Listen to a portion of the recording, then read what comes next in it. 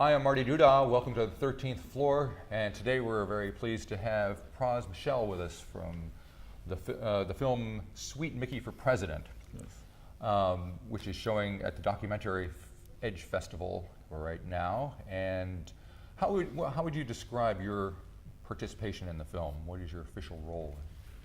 Well, I'm a producer, and I guess the main subject. Right. Yeah, because the film is kind of looks at your perspective of how things went down during this campaign. And for folks who haven't seen it yet, can you give them a brief synopsis of what the film is about? So post-earthquake 2010 in Haiti, I just got up one morning and felt like I wanted to do something. And it was an election year in Haiti. So I tapped one of my friends who is a very popular Haitian musician in Haiti. But in the same breath, he's very provocative.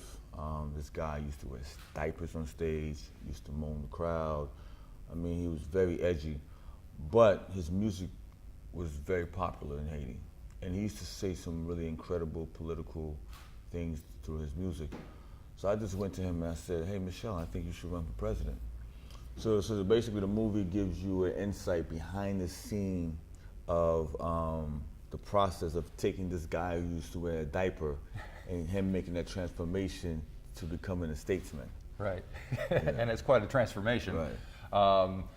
Did you know right off the bat that you were going to make a film around this, or off the bat? No, I didn't know I was going to make a film. I know I wanted to make a film, but I didn't know that was the film that I wanted to make.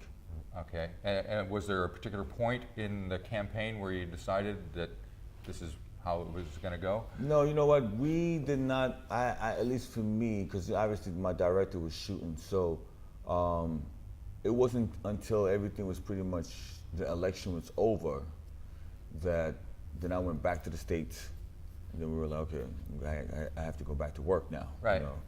And so we looked at the footage and then decided, okay, I think we might have something here. Right. And you're no stranger to filmmaking. Your post-Fugee's work there's been quite a few films involved. So I assume that must have had kind of prepared you for putting this film together. Yes, obviously I've matured from the past films to this film. And this film, we really wanted to make a special film. Wanted to make a film that you do not have to care about Haiti or know anything about Haiti to enjoy and watch this movie, Sweet Micky For President. Right. Because it's about hope, it's about all that's possible. It's a human story. And I think that's what a lot of people come away with when they watch the movie. But I got to say, when I first watched the film, through the first 10 minutes or so, and I saw those scenes of the devastation of the earthquake and whatever, and there was some kind of vintage footage of Haitian politics and whatever. I thought, this is great because we hear about these things, but don't really know what's going on, and you haven't had it really set in front of you like that. So I was all prepared for kind of a social studies class on Haitian politics and history, but it turns out to be a lot more than that. I mean, I love the film because it just takes you through. It's a roller coaster ride. You couldn't have written a better script, and nobody would have believed it. No one would have believed it. No one in Hollywood would have made it. They'd have been like, no one's gonna believe that.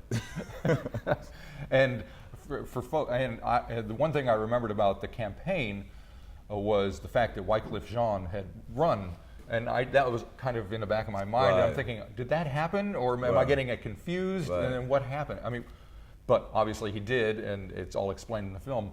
What did you think when you heard about that? Well, I mean, there was definitely, I know for Michel and his camp, there was some concerns. Right. Because we had roughly about $15,000 to maybe $20,000 going into registration, because you have to register first your candidacy. And so we didn't know about Wycliffe running to 2 weeks prior. Right. And he had $20 million to go into register. So you see the big gap, right? So the concerns and the fear was, obviously Wycliffe being a major, superstar worldwide, international superstar, coming to Haiti, it was equivalent to Oprah Winfrey running for president in America. I mean, it was that kind of thing. And then we just, I told Michelle, listen, you gotta believe, man. You gotta believe in something or you'll fall for anything. So we just went along with it. Well, I gotta say, with that, the scene of you guys in a limo kind of realizing that you had to prepare a united front was great great filmmaking. Right. And I was wondering how intrusive the cameras were at that point, because that must have been a touchy moment, and to know that it was all being recorded. The thing about my director, Ben Patterson, the fact that I thought he did a great job, he was like that fly in the wall. Right. Like you never, I've never really, there's been moments, when Michelle and I were just taking a break, getting ready for whatever the next thing is, and we'll see Ben and we're like, what are you doing here? Like, how did you get in here? Where did you come from? This guy is always somewhere with a camera, and we never really understood what the hell he was doing. Because when you think of a documentary or somebody filming something, it's one of those kind of like talking heads. Okay, you set up the camera, and we talk it. He shot it literally like a movie. Right. So he was just capturing the moment. Like, did you see the Bill Clinton? Yeah. Like it was a secret meeting. Literally, I don't know how he got in. There was only about 10 people in the restaurant. Right. Well, it must help these days because cameras don't have to be big, clunky things. Everybody's got one. No, everybody's shooting everything all the time. They don't, but I specifically remember Secret Service telling him. Yeah, right. That's right. You do have a Secret Service. No, they told him, you're not allowed to come in here with a camera, and you have to turn the camera off. But he still captured it. Yeah. And when you look at, it's not like he captured it from a distance. It's like it was like up close. 'Cause you saw the scene with me, Bill Clinton, and Sean Penn, and we were having a real deep conversation. The conversation we were having, we were talking about Secretary of State Hillary Clinton. Right. She was one of the, and it's a very touchy situation because in America, technically, she's not supposed to communicate with them about anything. It's just how it works. Right. So it was kind of like trying to find a way to insinuate to him, can you get a message to, I know she's a wife, and I'm sure when you guys sleep together, You must there's be some talking kind about of something. some kind of conversation going on. It can't be totally nothing, right? Right. But Ben was right there capturing it, which was crazy. Anyway, so the access was incredible. So it must have been quite an experience to be kind of involved with this level of political comings and goings. Was it strange for you to be? Was it another world for you that you hadn't been in? It's going from the music and filmmaking to high-level politics. Did they accept you? Well, I mean, it's interesting because I guess because I'm in it, I may not perceive it the same way someone from the outside would, right? So for me to be with Bill Clinton or Hillary Clinton or even President Obama, who obviously I knew before he became president, it doesn't sound that weird to me.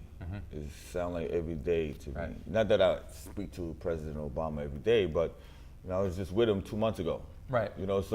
So when people see it, it's like, wow, you. So I guess the point I'm trying to make to you is, when you're in it, you don't see it. I don't see it as such. Oh wow, I'm around. Right.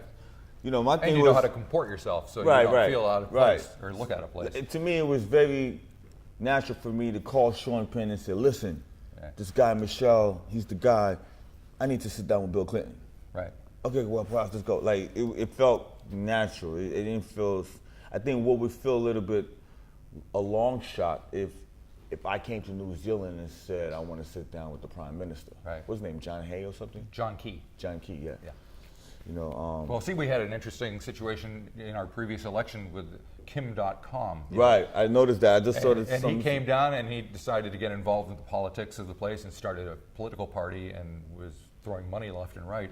But people resented it because it was like, who is this guy coming at? Well, I mean, you can't go into someone's country and just decide you're gonna, Although I understand what he was doing, but that's a very sensitive. Yeah, he didn't quite understand the nuances. Because is he from here though? No, he's German. Right. He's German. But what's the connection? He was running his website And Not understanding his whole ordeal, but yeah. I'm saying, And he ended up living in New Zealand. but what's the connection with Germany and New Zealand? None. He just he happened just- to land here just happened because he to- was trying to escape the the FBI, who were closing down his website. Oh, so he thought, He thought this was a safe haven. because we don't have extradition law with New Zealand? Well, not exactly. They're trying to extradite him right now. Okay. And so he had this big mansion set up. No, I've and seen he's- the mansion, yeah, Yeah. yeah. And so he figured while he was here, he would do his thing. He recorded an album. Right. And he, yeah. I find him a very fascinating person. He's a pretty interesting character, yeah. So, one thing that I wasn't quite sure of from watching the film was your relationship with Haiti before making the film. My relationship with Haiti was kind of, okay, so I was born in America, Right? but my relationship with Haiti was kind of like arm's length. It wasn't as deeply invested like Wyclef, because Wyclef was actually born in Haiti. Right. And so, so for years, I would maybe take a trip here and there, but I never really got involved with Haitian politics or the culture, if you will. It wasn't until the earthquake that I decided I want to do something. Gotcha. And that something was Michel Martelly. Right. And what did you think of the country when what was your impression of just the general culture of the place when you went down there? Look, I'll tell you this. Everyone would tell you Haiti's like the drool of the Caribbean. The history is deep. The first black republic in the world, second to America in the Western Hemisphere. It's the oldest black republic, obviously. It's over 270 years old. But as far as the corruption and the politics, it's horrible. Yeah. And I always thought of it as such. So when I tapped Michel Martelly, I thought that my reasoning, part of my reasoning was he would be able to somewhat eradicate some part of that corruption Right. in Haiti. So, do you think mission accomplished? Has that taken place? Well, mission isn't fully accomplished, but I think it's a good start. Yeah. Do you have contact with him on any kind Yeah, I of speak to regular basis? Michel, but loosely. Yeah. Loosely, because this year happens to be an election year, coincidentally. Once again, I couldn't write this if Yeah. I wanted to. It just so happened my movie's coming out around, so he can't run again, Right. but they are actually, he's obviously going to be involved with the election. Gotcha. Sending in his candidate. Yeah. And what did he think of the film? He hasn't seen the film yet. He heard about it. Obviously, he signed off to it, right? So Right. his wife loved it. Oh, great. Well, that's half the she's- battle right yeah, there. And she's very difficult to please. There you go. So you're doing, while you're here in New Zealand, you're going to be doing a panel discussion tomorrow, I believe. Right. What's that going to be consisting of? I really have no idea. But I'm happy to do this. If people want to hear me talk, I'm going Right. to talk. I think we're going to probably talk about the politics of Haiti, and then I guess the process of making a documentary. Right. And are you proceeding on with more films, more music Yes, projects? What are you up to? definitely. We have, my producer Karen Rackman. She actually went to school here. Who produced this film with me? I met her because I did a project with her a couple of years ago. Well, more than a couple of years ago, but we had a lot of major success. This movie called Bullworth. Yeah. So she did the soundtrack, Ghetto Superstar. Right. She was very instrumental in that. So now we have a lot of other projects we're working on. But obviously, Sweet Micky is going to be our, I guess, tentpole to launch Right. everything else that's to come after. Excellent. Well, thank you for coming up here and talking to me. I really appreciate it. Thanks for And having I'm me. glad I got a chance to see the film because, Thank you. on the surface, you're thinking, oh, this is going to be a film about politics in Haiti. How interesting is that going to be? Right. But I would urge people to see this film because you have no idea Right. until you see it. Yeah, It's right. just fantastic. That's what I like about it, because everyone says the same. All my friends who've seen it, they're like, oh, man, documentary.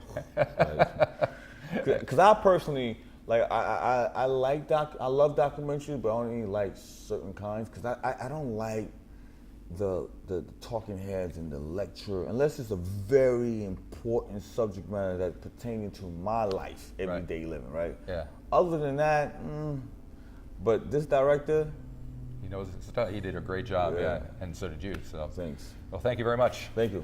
Enjoy your time here. All right.